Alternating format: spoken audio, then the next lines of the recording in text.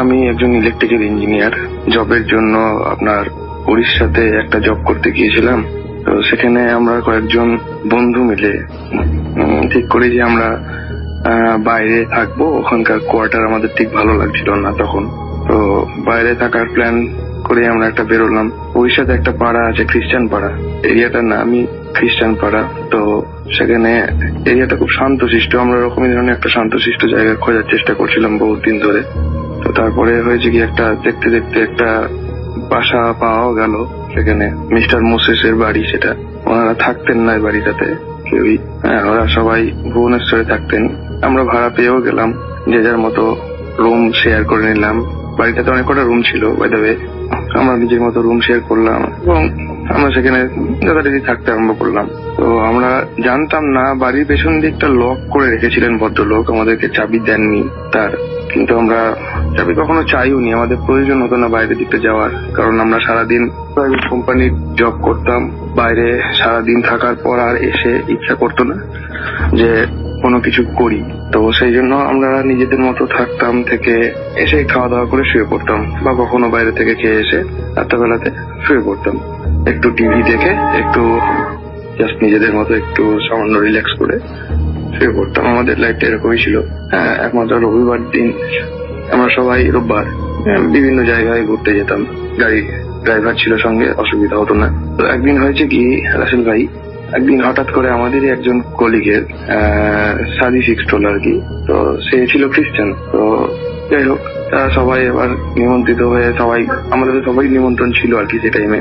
এবার সেদিনকে আমার অ্যাকচুয়ালি শরীরটা একটু প্রচন্ড খারাপ হয়েছিল আর কি। তো আমি যাবো বলি সকাল থেকে ঠিক করেছিলাম, আবার যাবো না এরকম ধরনের একটা মাথাতে আসছিল যে যাবো না যাবো, এরকম একটা ব্যাপার। সন্ধ্যাবেলার সময় সবাই ঠিক করলো যে বেরোচ্ছে, সেই টাইমে আমার হঠাৎ করে মাথা ঘুরতে শুরু করে দেয়। তো তারপরে আমি যাবো না বলেই ঠিক করলাম শেষমেশ। এবার আচমকা আমি ভাবলাম বাড়িতেই থাকি, আমি আমার গার্লফ্রেন্ডের সাথে কথাবার্তা বলবো শুয়ে শুয়ে, এবং মাঝে মধ্যে একটু টিভি দেখবো, বা আমার ল্যাপিতে কিছু সিনেমা বা মুভিজ দেখে টাইম কাটিয়ে দেবো, বা ফেসবুক সোশ্যাল নেটওয়ার্কিং সাইটে একটু টাইম পাস করবো, এটাই চিন্তা ভাবনা ছিল। বাট সেই সময় ওই জায়গাতে লোডশেডিং হয়ে যায়। লোডশেডিং হয়ে যায় আমাদের বাড়িতে। তখন অ্যাকচুয়ালি ইনভার্টার ছিল না সেই বাড়িতে। ইনভার্টার ছিল না। তো আমরা জাস্ট ক্যান্ডেল লাগিয়েই কাজ চালিয়ে নিতাম। তো যথারীতি ক্যান্ডেল জ্বালানো হলো। সেদিনকে রাত্রেবেলাতে আমাদের যে কুক ছিলেন মিস্টার গৌতম মিশ্রা, তো সেও সেই মুহূর্তে কলিগের শাদিতে চলে যায়। সেখানে আমাদের রাতের খানা পিনা সবকিছু নিজেকেই বানিয়ে নিতে হবে। এরকম ভাবে আমরা ঠিক করেছিলাম যে আমি বানিয়ে নেবো, আমি কোনো ক্রমে নুডলস বানিয়ে নেবো, জাস্ট এটাই আমি ঠিক করেছিলাম। তো কি হলো রাসেল ভাই, তারপরে আমি যখন নুডলস বানাচ্ছি তখন মনে হচ্ছে পেছন থেকে কে যেন, কার যেন নিঃশ্বাস পড়ছে ঘাড়ের কাছে, আর মোমবাতিটা সমানে তার পিয়েতে দুলছে। অথচ আপনার সেই সময় কোন রকমের হাওয়ার কোনো একটু গাছের পাতা পর্যন্ত নড়েনি, এত বিভৎস গুমট গরম ছিল।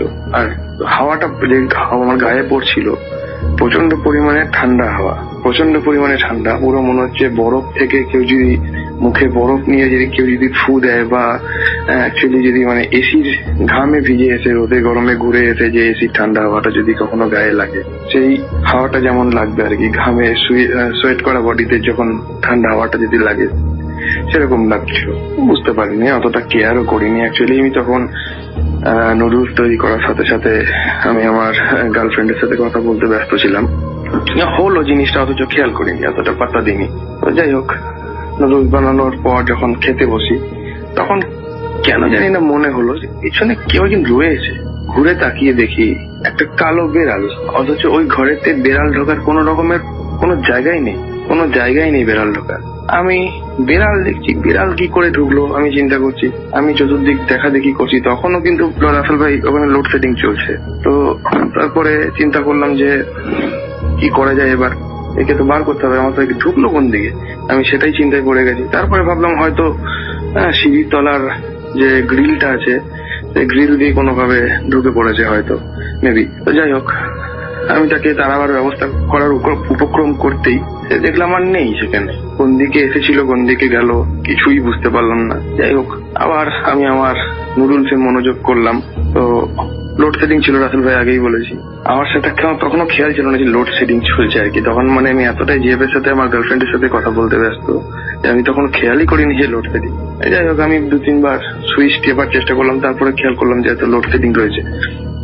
তারপরে আমি যথারীতি নুডলস খেতে শুরু করে দিই। তো তারপরে নুডলস খেয়ে যখন আমি উঠবো, উঠার পরই সঙ্গে সঙ্গে ঘুরেই দেখি দুখানি চোখ, একদম পুরোপুরি মণিহীন চোখ, টকটকে লাল মণিহীন চোখ, দুখানা চোখ ঠিক আমার ঘাড়ের কাছেই, একদম মণিহীন চোখ। মানে আমি তখন রাহুল ভাই আমার হাত থেকে সমস্ত যে নুডলসের জন্য যে সমস্ত পাত্রগুলো আমি নিয়েছিলাম সবকিছু আমার হাত থেকে পড়ে গেছে। যে সমস্ত জিনিসপত্রগুলো আমার হাতে ছিল, স্পুন, সবকিছু আমার হাত থেকে পড়ে গেছে। এমনকি আমার হেডফোন বোঝা ছিল আমার বাঁ হাতে, আমার মোবাইল ফোনটাও ধরা ছিল। সেই মুহূর্তে সেটাও কিন্তু হাত থেকে সম্পূর্ণ পড়ে গেছে। এবং কি বলবো, আমি কিভাবে যে সামলালাম আমি নিজেও বুঝতে পারলাম। তারপরে যখন তাড়াতাড়ি করে একটা দেশলাই কাটি ম্যাচ বক্স থেকে বার করে আমি জ্বালাই, তখন আর তো কিছু দেখতে পাই না। আমার একটা কেমন ডাউট লাগলো, আমি ভাবলাম হয়তো যে আমার শরীরটা যদি ভালো নেই, তো যাই হোক এখন শুয়ে পড়ে যাক। তো আমার গার্লফ্রেন্ড দিক থেকে বলছে, ফোনের ওপর থেকে বলছে কি হয়েছে, এরকম ঠক করে আওয়াজ উঠলো কেন, বাথরুম কোথন পড়ার মতো। আমি বললাম আমার মা শরীরটা তো ভালো নেই আজকে, উঠতে গেলাম মাথাটা ঘুরে গেল, তাই সব কিছু পড়ে গেল। আচ্ছা, এই বলে ওকে গুড নাইট বলে ফোন রেখেছি। আমি আমার খাবারের জায়গাগুলো সব পরিষ্কার করে আমি আবার শুয়ে পড়বো। পরিষ্কার করার সময় সেই একই কন্ডিশন আমি দেখতে আরম্ভ করলাম। তখন অবশ্য আমার মোবাইলে টর্চটা অন ছিল, এবং মোবাইলে আমি গান শুনছিলাম। বিশ্বাস করেন রাসেল ভাই, অদ্ভুত বলতে মানে কি বলবো আমি জানি না, মানে অদ্ভুতের চেয়ে অদ্ভুত আর কি একটা ব্যাপার। আমার মোবাইল ফোনে আমি বরাবর ওই গানগুলি আমি শুনি আর কি। মানে আমার কিছু প্রিয় গান আছে, তো প্রিয় গান আপনাদের বাংলাদেশের তপুর কিছু গান আছে আমার খুব প্রিয়, সেগুলো বরাবরই আমি শুনি। তো সেই গানগুলো আমি চালিয়েছিলাম। তো কোনোদিন রাসেল ভাই ওই গানগুলো আটকায় না, সেদিনকে সমানে আটকে যাচ্ছিল, আর সমানে আমার পিঠে একটা ঠান্ডা হাওয়া করছিল। আমি বুঝতে পারলাম না, আমি মোবাইলটা ভাবলাম একবার সুইচ অফ করে সুইচ অন করি। সুইচ অফ যেই করেছি, সুইচ অফের সঙ্গে সঙ্গে মোমবাতিটাও নিভে গেছে। কি করে আমি জানি না রাসেল ভাই। তো তারপরে আমি মোবাইল সুইচ অন করার চেষ্টা করছি, কোনোভাবেই সুইচ অন করতে পারি না। এদিকে ম্যাচ বক্স আমি কোথায় রেখেছি তাও আমি খেয়াল করছে না, যে ডাইনিং টেবিলে রেখেছি না কিচেনেই আছে, আমি জাস্ট কিছুই বুঝতে পারছি না, মাথা থেকে কিছুই আসছে না। জাস্ট কোনো ক্রমে হাতে খোঁজার চেষ্টা করলাম। সেখানে দেখলাম একটা কি বস্তু, ঠান্ডা, খুব ঠান্ডা, মানে লোহার যদি জিনিস আমি যদি কখনো যদি টাচ করে থাকি, তো একটা গরমকালের সময়, তাও আবার কিচেনে একটু বেশি টেম্পারেচারটা একটু বেশি থাকে সাধারণত। তো অত ঠান্ডা কোনো লোহার জিনিস বা কোনো মেটালিক জিনিস অত ঠান্ডা হওয়ার কথা না। একটা ঠান্ডা জিনিস আমার হাতে দেখলাম, আমি হাতটা সরিয়ে নিলাম। তা করতে করতে আমার সেকেন্ড একটা মোবাইলে রিং বেজে উঠেছে। আমার বাড়ি থেকে সেই মুহূর্তে ফোন করেছিল। বাড়ি থেকে ফোন করেছিল, দেখাচ্ছে আমার বাবা ফোন করেছে। আমি যখন রিসিভ করছি তখন অন্য একটা ভাষাতে কথা, যে ভাষাটা আমি বুঝতে পারিনি রাহুল ভাই, ভাষাতে কথা। তো আমি আমার ফোনেতে অটোমেটিক কল রেকর্ড যে অপশনটা ছিল, সেই অপশনটা এখনো আছে আর কি। তো রেকর্ডটা আমি পরবর্তীকালে একজনকে শোনাই, যে এর মিনিংটা কি। তো বলেছে যে এই বাড়ি থেকে এই মুহূর্তে ছেড়ে চলে যা, এই বাড়িতে কারোর উপস্থিতি আমি পছন্দ করছি না, এরকম একটা মহিলা কণ্ঠে ভয়েস আর কি। তো আমি তখনও বুঝতে পারিনি যে কি ব্যাপার। তো সেদিনকে রাত্রেবেলাতে মানে এর আগে আরো কিছু ঘটনা আছে, এই ঘটনাটা তারপরে কিছুক্ষণ পরে হঠাৎ করে একটা সাদা একটা বস্তু রান্নাঘরের জানলার পাশ দিয়ে হুসুস করে সরে গেল। অথচ ওই এরিয়াতে কোনো চোর নেই, কোনো ডাকাত নেই, জীবনে কোনোদিন চুরি হয় না, চুরি করার মতো কিছু থাকেও না রাসেল ভাই আমাদের মেসেতে।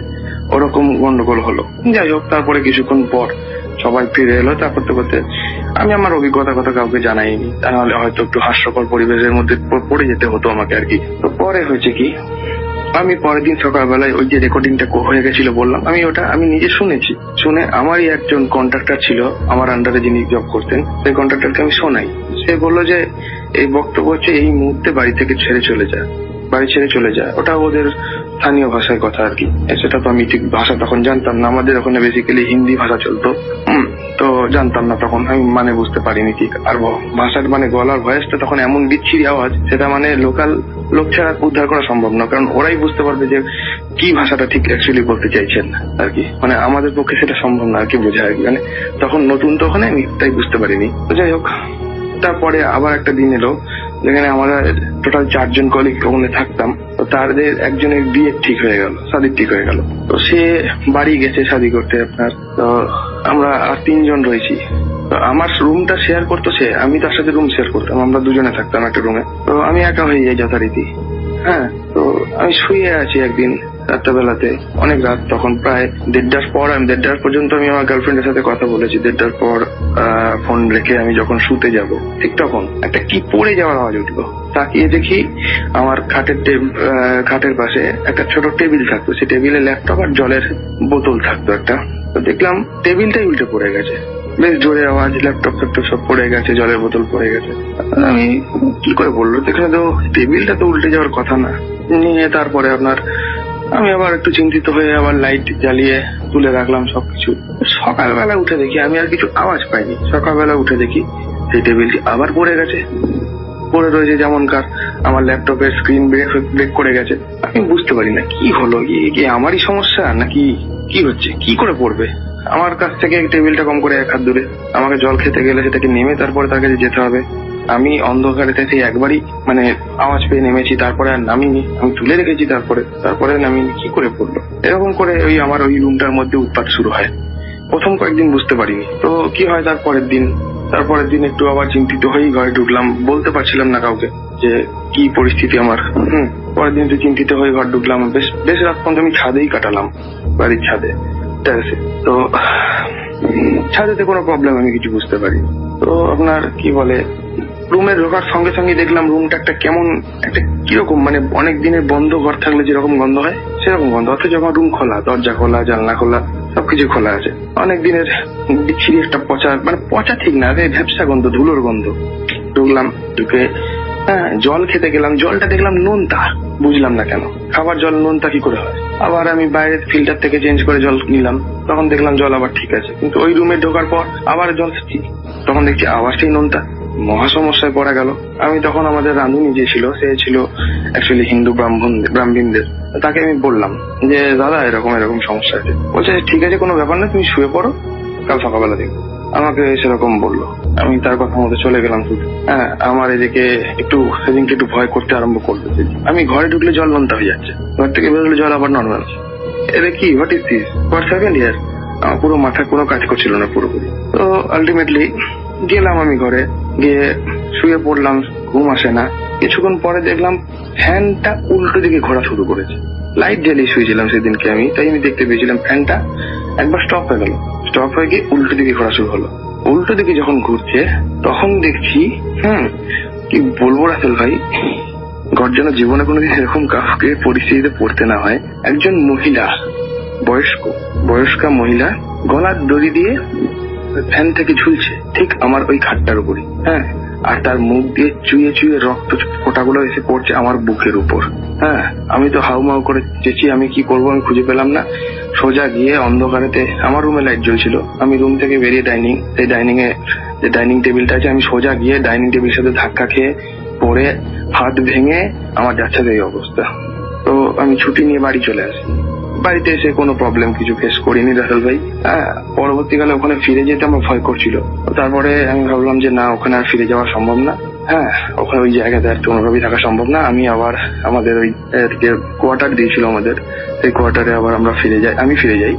অ্যাকচুয়ালি আমি ব্রাহ্মণ না, তো আমার সব কিছু জানা নাই ওই সমস্ত পরিস্থিতিতে পড়লে কি করা উচিত বা কি করা উচিত না। কিন্তু আর বাদ বাকি যারা ছিলেন তারা সবাই ব্রাহ্মণ, তো তাদের কাছে কিছু প্রবলেম ফেস করতে হয়নি তাদের, কিন্তু আমাকে অনেক কিছু প্রবলেম ফেস করতে হয়েছিল। তারপর আমি ফিরে গিয়ে আমি ওখানকার আমার আরেক কলিগকে ব্যাপারটা আমি জানাই। সে খুব বিশ্বস্ত, আমার সঙ্গে খুব ভালো বন্ধুত্বপূর্ণ ব্যবহারটা। তো তাকে আমি জানাই। তো সে বলে যে ওই বাড়িটি মিস্টার মোসেসের বাড়িতে মিস্টার মোসেসের ওয়াইফ জাস্ট 1 বছর হলো গলায় দড়ি দিয়ে এরকম ভাবে, তিনি একটুখানি মাথার রোগেতে ভুগছিলেন আর কি, একটুখানি হালকা, কি বলবো, ওটা সাইকো পেশেন্ট ছিলেন তিনি। তো একদিন মিস্টার মোসেস বাড়িতে ছিলেন না, তিনি কোনো একটা কারণবশত, আমি সঠিক করে জানিও না কি কারণ, তিনিও বলতে পারেননি, গলায় দড়ি দিয়ে সুইসাইড করেন। তারপরে গলায় দড়ি দিয়ে সুইসাইড করেন বলে, তারা যেহেতু খ্রিস্টান ছিলেন, খ্রিস্টানের সব কবরতে খ্রিস্টানদের কবরে একটা ব্যাপার থাকে। সব কবরে সুইসাইড করা লাশ নেয় না। যে কবরে সুইসাইড করা লাশ নেয় না, সেই কবরের লাশ আপনার কোনো না কোনো উপায়ে বাইরে বেরিয়ে চলে আসবে কবর দেওয়ার পর। আমি ওই মিস্টার নন্দার কাছ থেকে শুনি, সেটা আমার ফ্রেন্ড। তো কোনো না কোনো ভাবে বাইরে বেরিয়ে চলে আসবে। হয় কুত্তায় বা শিয়ালে, হ্যাঁ, কেউ না কেউ খুঁড়ে বার করে দেবে, বা কোনো না কোনো ভাবে, কোনো না কোনো উপায়ে, কোনো না কোনো, তাছাড়াও কোনো দ্বিতীয় উপায়ে বা ভৌতিক কোনো পদ্ধতিতে সে বাইরে বেরিয়ে চলে আসবে। এই মিসেস মোসেসেরও লাস্ট ঠিক একই ঘটনা ঘটেছিল। তার লাশ বারবার বাইরে বেরিয়ে চলে আসতো।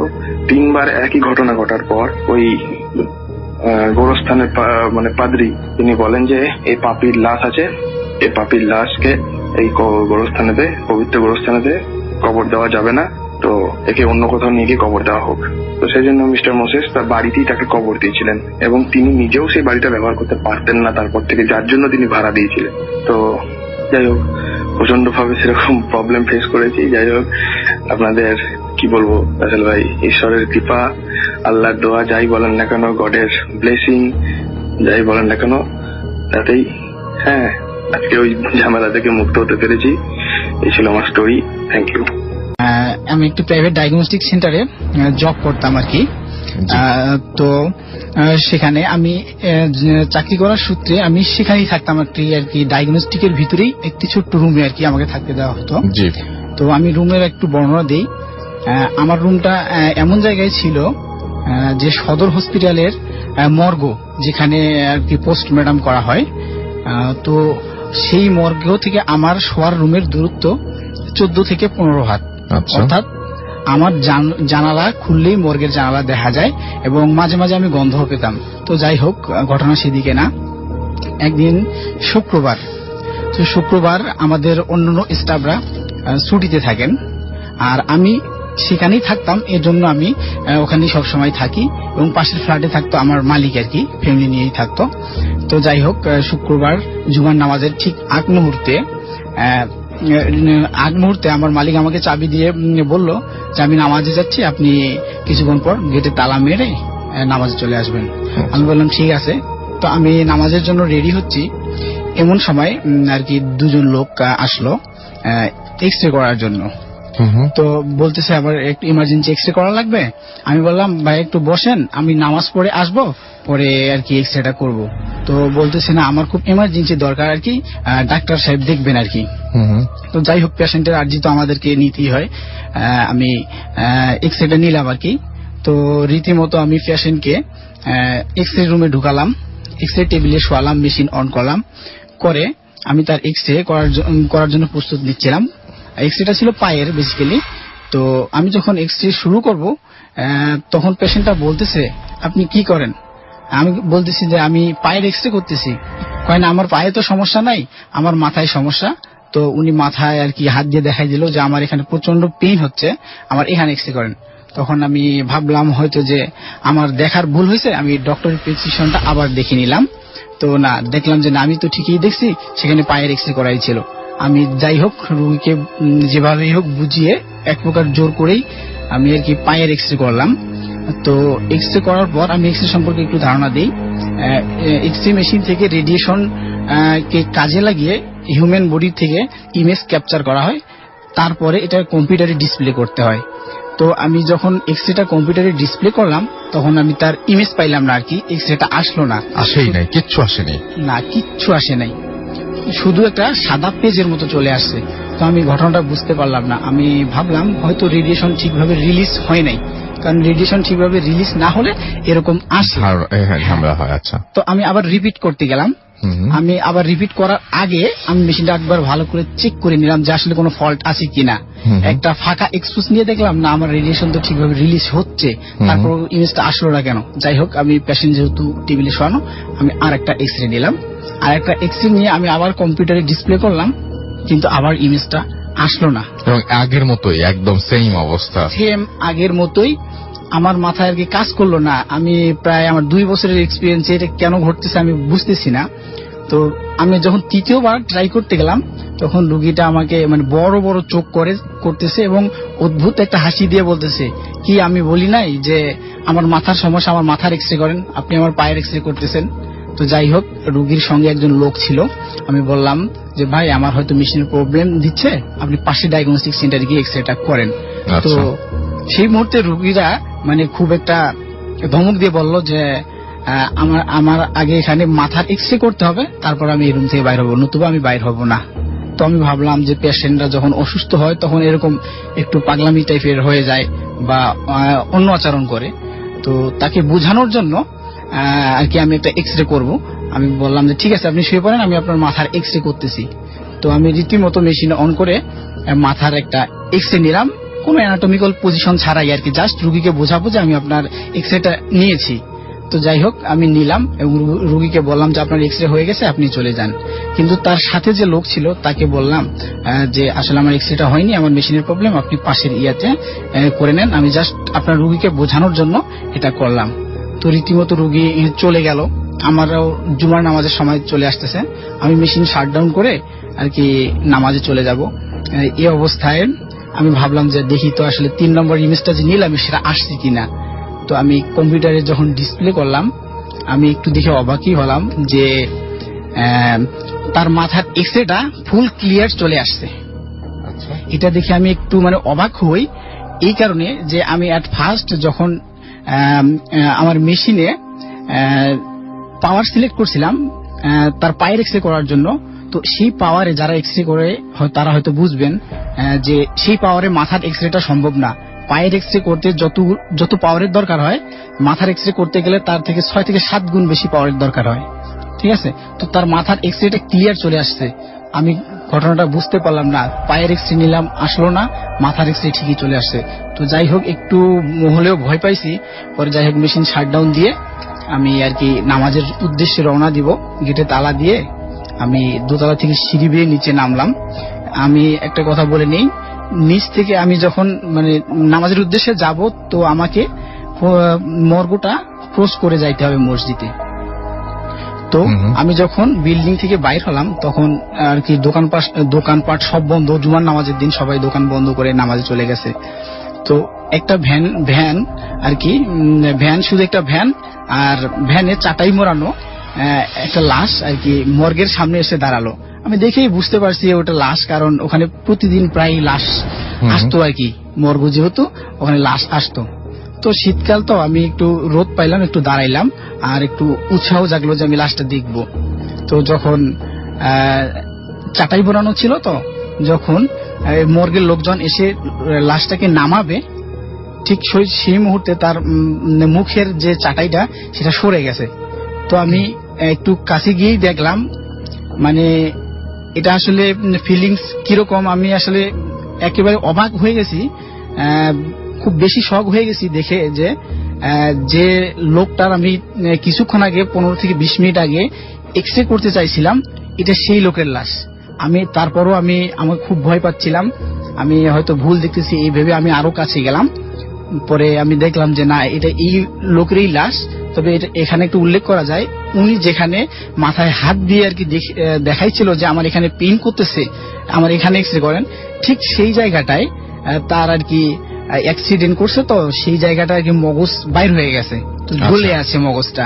তো এইটা দেখে আমি ওই কথাটা মনে পড়ে গেছে, তিনি এখানেই এক্সরে করতে বলছিল। তখন আমি পুরা একেবারে আমার হাত পা মানে কাঁপাকাঁপি অবস্থা, আমি নামাজে যাব না কি করব বুঝে উঠতে পারতেছি না। তখন আমি ভ্যানওয়ালাকে তারপর সাহস করে জিজ্ঞেস করলাম যে ভাই আসলে এই লাশটা কোথা থেকে আসলো বা কোথা থেকে এসেছে? ওইটা গাজীপুর কোনাবাড়ি থেকে এসেছে। ওনার সঙ্গে যে একটা লোক এসেছিল সেই লোকটা আর তখন ছিল না। আচ্ছা, সেই লোকটা আর তখন ছিল না, শুধু ভ্যানওয়ালা ছিল। তো ভ্যানওয়ালাকে জিজ্ঞাসা করলাম যে লাশটা কোথা থেকে আসছে আসলে, বললো যে গাজীপুর কোনাবাড়ি থেকে। গাজীপুর কোনাবাড়ি, এই কথা শুনে আমি আরো অবাক। 15 থেকে 20 মিনিট আগে যার সাথে আমার দেখা হয়েছে সেখান থেকে গাজীপুর কোনাবাড়ি যাইতে হলেও 1 ঘন্টার পথ সেখানে। এবং ভ্যানওয়ালা বলল, ভ্যানওয়ালাকে আমি আরেকটা কথা জিজ্ঞাসা করছি যে না এনাকে তো আমার কিছুক্ষণ আগে ওনার সঙ্গে আমার দেখা হয়েছে। তখন ভ্যানওয়ালা আমাকে অ্যান্সার করছিল যে আপনি কি পাগল হয়ে গেছেন, এনাকে আমি কোনাবাড়ি থেকে ভ্যান চালাইয়ে এখানে নিয়ে আসলাম। তো 15 থেকে 20 মিনিটে কিভাবে সে কোনাবাড়ি গিয়ে অ্যাক্সিডেন্ট করে আবার ওখান থেকে চলে আসলো, এই আসলে ব্যাখ্যাটা আজও আমি পাইনি। তো সেখানে আমি আর থাকি নাই, দ্রুত নামাজ পড়তে যাই।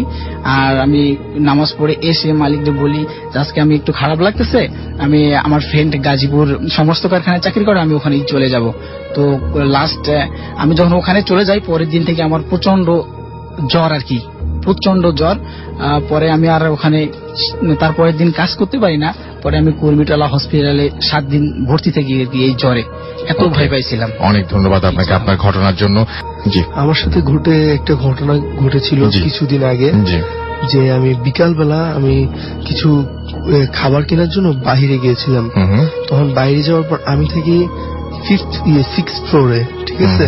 আমি যখন ব্যাক করতেছিলাম তখন আমি লিফটে দেখি একটা বাচ্চা 10 to 12 years old, O 5th ফ্লোরে থাকে। ও লিফটটাকে সাইমultaneously ট্যাপ করছে, মানে প্রেস করতেছে, টেস্ট টেস্ট করে একটা আওয়াজ হচ্ছে। আমি বলছি যে তুমি এত জোরে দিয়ে তো লাভ নাই, লিফটটা তো তোমার টাইম মতোই আসবে। ও না কথা বলে লিফটটা আসলে রাশ করে লিফটের মধ্যে ঢুকে গেল।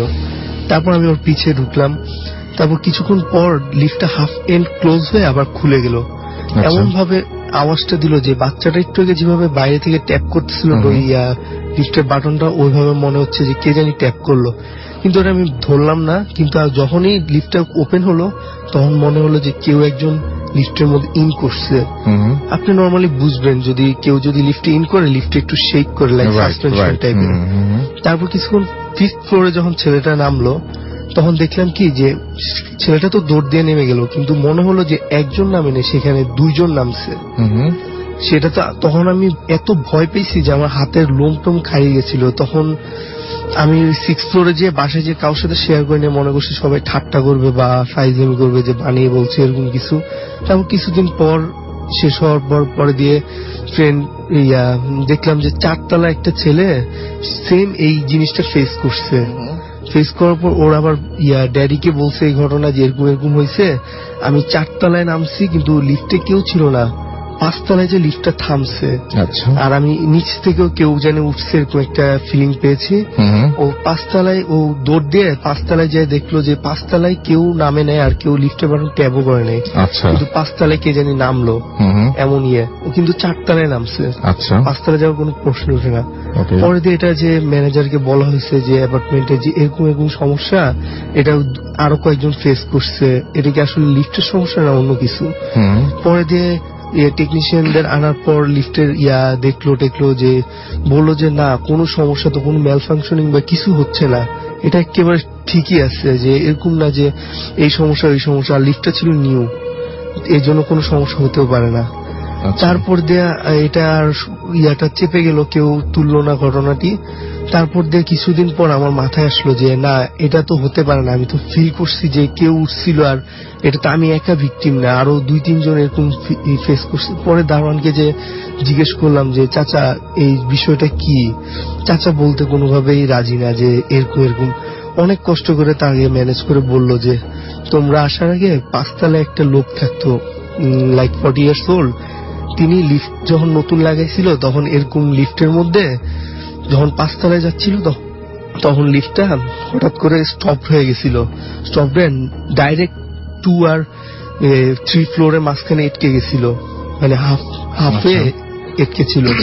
পরে দিয়ে তিনি যখন লিফটটাকে হাত দিয়ে টান দিয়ে খোলার সময় তিনি 3rd ফ্লোরে বের হতে চেয়েছিল উপর দিয়ে, লিফটটা আবার ঠাস করে পড়ে গেছিল। তখন উনি ওনার বুকে চাপস খেয়ে রিপস ভেঙে উনি ওখানে ইন্তেকাল করেছিল।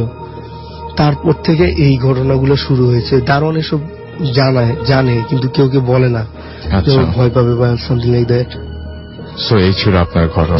Thank you very much. আমি শুনি আপনার ঘটনা। আমার ঘটনাটা হচ্ছে 2007 সালের, তখন আমি ক্লাস 10-এ পড়ি। ঘটনাটা হচ্ছে আমার ছোট বোনকে নিয়ে। ছোট বোন বলতে আমার ইমিডিয়েট বড়, ছোট আপু বলে ডাকি। তো আমার বাবা মারা যায় 1998 সালে। তো তারপর থেকে আমার আম্মু আর বড় ভাই আমাকে খুব কষ্ট করে আমাদের মানুষ করছে। তো বড় ভাইয়া মেরিনে যোগ দেওয়া হচ্ছে 2003 সালে। আচ্ছা, উনিও মেরিন ইঞ্জিনিয়ার। তো 2003 সালে উনি জয়েন করে। তারপরে 2007 সালে হঠাৎ করেই উনি তখন 3rd অফিসার কিংবা 2nd অফিসার ছিল। তো হঠাৎ করেই চিরং পোর্টে ওনাদের শিপ আসে। তো সারপ্রাইজ দিবে বলে হঠাৎ করে বাসায় চলে আসে একদিন। তো ভাইয়া এমনিতেই বাবার মতো কাজ করছে, এতদিন আমাদের লালন পালন করছে। তো সেটা তো একটা ব্যাপার। আর বড় ভাইয়া আসছে অনেকদিন পরে, সেটা দেখে একদম মহা খুশি সবাই। তো পরের দিন এই খুশিতে আমি আর স্কুলেই যাইনি। তো আমার আপুর হচ্ছে ওই গ্রামে হয় কি এসএসসি পরীক্ষা দেওয়ার, টেস্ট পরীক্ষা দেওয়ার পরে আপনার একটা কোচিং করায়। তো ওর কোচিংটা করাই লাগবে, ও স্কুলে গেছে। তো ওর কোচিং চলে আপনার দুপুর 2টা পর্যন্ত। জি। তো দুপুর 2টার সময় আমরা খেতে বসছিলাম, সেদিন আমরা 3 ভাই বসছি। আর আমাদের বাড়িটার একটু ডিসক্রিপশন দিয়ে নিই। আমাদের ঘরটা আপনার একদম ছোট একটা ঘর ছিল। তো আমরা খেতে বসতাম ফ্লোরেই। আর গ্রামে হয় কি আপনার 2টা দরজা থাকে, সামনে একটা দরজা থাকে, পিছনে একটা দরজা থাকে। জি। আর গ্রামে অধিকাংশ বাড়িতেই ধরেন টিউবওয়েলটা একটু দূরে থাকে, পুকুরের ঘাটটা একটু দূরে থাকে। তো আবার 2টা বেজে গেছে অলরেডি, তখন আম্মু বলেছে তোরা খেয়ে ফেল, খেতে বস তোরা। আমরা ফ্লোরে বসলাম খেতে।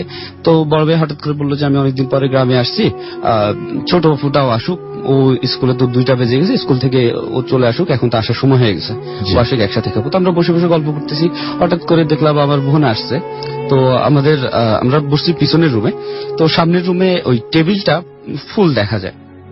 দেখলাম যে হঠাৎ করে আমার বোনা এসে হাসলো, এসে দিয়ে ব্যাগটা রাখলো ওই টেবিলের উপরে। এসে তারপরে আমাদের খেতে বসতে দেখে ওর জন্য ওয়েট করতেছি, এটা দেখে ও দ্রুত পিছনে চলে গেল ফ্রেশ হওয়ার জন্য, যে তাড়াতাড়ি ভাইয়ারা বসে আছে, একটু তাড়াতাড়ি আসি।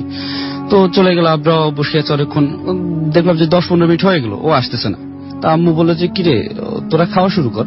আমরা বললাম যে কেন, বৃষ্টি তো আসছে, ওর নাম বৃষ্টি আর কি, বৃষ্টি আপু তো আসছে, তো ও আসুক, তারপরে খেয়ে তো ফ্রেশ হইতে গেছে। আমি বললো কই, ও তো আসে নাই, ও তো এখনো আসে নাই, আমি তো দেখিনি ওরে। তা ভাবলাম বোধহয় আমরা 3 ভাই হেসে দিছি যে আম্মু বোধহয় ভুলে দেখে নাই ওরে, কোনোভাবে হয়তো ভাতটা নিয়ে একটু বিজি ছিল, দেখে নাই। তো আমার বড় ভাই বলে যে দেখতো ও এতক্ষণ লেট করতেছে কেন, টিউবওয়েলে এতক্ষণ লাগার কথা না, একটু দেখে। তো টিউবওয়েলে যাই দেখি ও নাই। পুকুর ঘাটে গেলাম, যে বোধহয় পুকুর ঘাটে গেছে, পুকুর ঘাটে গিয়েও দেখি ও নাই। একটু অবাক হইলাম যে কি ব্যাপার, ও তো এদিকে আসলো, আবার অন্য কোনো বাসায় গেল নাকি। তো আমি ফিরে আসলাম, যে ও তো ব্যাগটা রাখছে, ব্যাগটা দেখি যে ব্যাগটাও নাই। আম্মু বললো যা তোরা দুষ্টুমি করতেছো, তো এখন পর্যন্ত আসে নাই। তো বড় ভাই বললো না, এটা তো দুষ্টুমি করার বিষয় না, 3 ভাই একসাথে এই জিনিসটা দেখলাম, ব্যাগও নাই, এখন হঠাৎ করে কি হলো, যা তো একটু স্কুলে দেখে আয় ওরে। তা আমি সাইকেল চালায়া ওই দিন এর সাথে সাথে আমার 5 মিনিট লাগছে স্কুলে যাইতে, যাই দেখি ও মাত্র, ওদের আজকে স্কুলে একটু লেট করে ছুটি দিছে ক্লাসটা, ও মাত্র দোতলা থেকে নামতেছে। তো আমি ওরা কিছু জিজ্ঞেস করি নিয়ে ওরে নিয়ে আসলাম। আসার পরে বাসায় একটু এটা নিয়ে হইলো। তো সেদিন সন্ধ্যাবেলায় খুব বৃষ্টি শুরু হয়েছে। আমরা আমাদের নিয়মিত অভ্যাস হচ্ছে ওই সন্ধ্যার সময় একটু চা খাই আর কি, সবাই মিলে একটু। তো অন্ধকার মধ্যে বসে বসে গ্রামে হারিকেনের আলোতে বসে বসে চা খাচ্ছি, খুব বৃষ্টি বাইরে।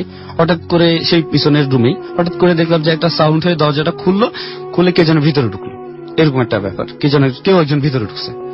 তো আমরা আবসা আলোতে, সামনের রুমে কোনো আলো ছিল না, মনে হচ্ছে কেউ ঢুকছে, একটা ছায়া। তো ভাইয়া বলে যে দেখে কে আসছে, সবাই মিলে একটু খুঁজতে গেলাম কে আসলো এই সন্ধ্যার সময়, চোর টোর না আসলো নাকি। দেখতে গেলাম না, কেউ নাই ওই রুমে, কেউ নাই। খাটের নিচে দেখলাম, খাটের নিচে আসছে কি কেউ না, পুরো ঘর তন্ন করে দেখলাম কেউই নেই। তো আম্মু একটু অবাক হয় আমাদের দিক তাকায় আছে, তখন সে কিছুই বলে নাই।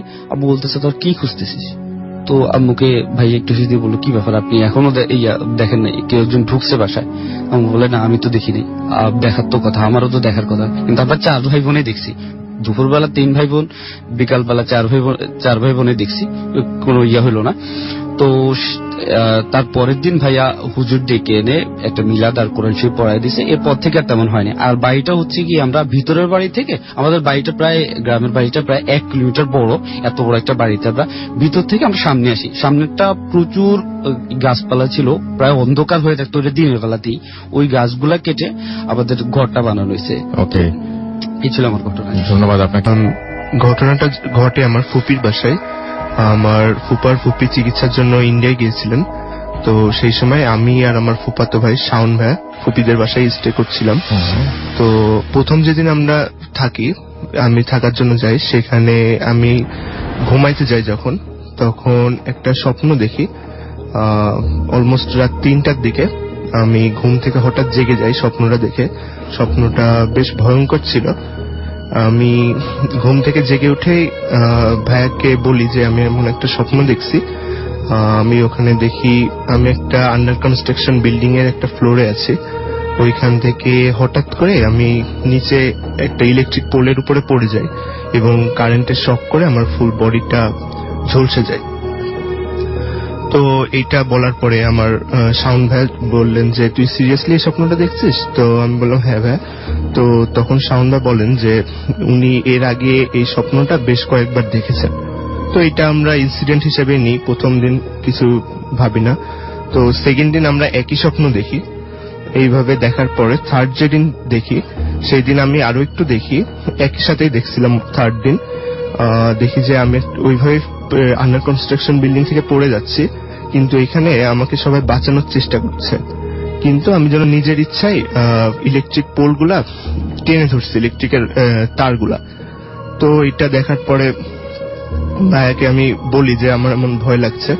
তখন ভাইয়া আমাকে বলেন যে তাদের বাসায় বেশ কিছু অসাধারণ ঘটনা ঘটে, যেমন ড্রয়িং রুমে হঠাৎ করে টিভি চলার আওয়াজ হয়, বা ফ্যানের স্পিড হঠাৎ করে ফুল হয়ে যায় বা কমে যায়। এরকম বলার পরে আমি ব্যাপারটা নিয়ে ভাবি, কিন্তু কেন এমন হচ্ছিল এটা বুঝতে পারি না। তো আমি যখন ওখানে ছিলাম তারপর আরো একদিন এই স্বপ্নটা দেখি। এরপরে একদিন যে ঘটনাটা ঘটে